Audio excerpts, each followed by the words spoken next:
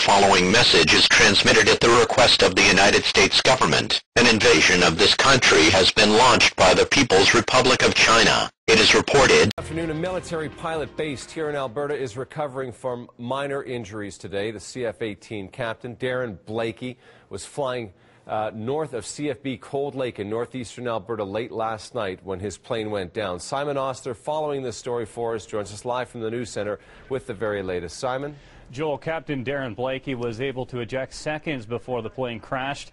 It's believed he was on his way back from a training mission in a CF-18 like this one and was about 13 kilometers from home when he was forced to eject for an unknown reason. An Air Force spokesperson says Captain Blakey played a big role in assisting the rescue team. The pilot actually was able to go through the procedures that he was trained to use in a situation like this to help the recovery process. So he was able to do that, and it helped the 417 squadron team locate him and extract him and bring him to the hospital. Now, this is the second crash in Alberta involving a CF-18 in the last 4 months. In July, one of the jets exploded after crashing during a practice run just before an air show in Lethbridge. The pilot suffered back injuries when he was ejected just seconds before the jet hit the ground. We'll continue to follow this developing story and bring you the latest throughout the afternoon on our website, ctvedmonton.ca, and of course tonight at 6. Reporting live from the news center, Simon Osler, CTV News. Thank you, Simon. In this rugged and remote part of Alberta, surviving the elements isn't a guarantee. Yet this is where a fighter pilot crashed an F-18 and lived. Just a lot of disbelief. I couldn't believe I was actually making this decision, and pulled the handle. And I remember seeing a flash in my rear peripheral vision, probably the canopy coming off.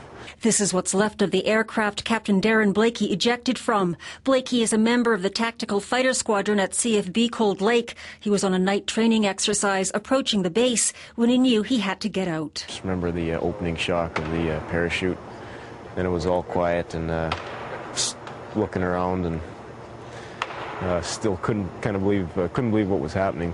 It was minus 22 with the wind chill. Blakey set off a flare and then waited. He credits his survival training for getting through the ordeal. No injuries, actually physically felt okay. And that's how the helicopter rescue crew found him, in good condition.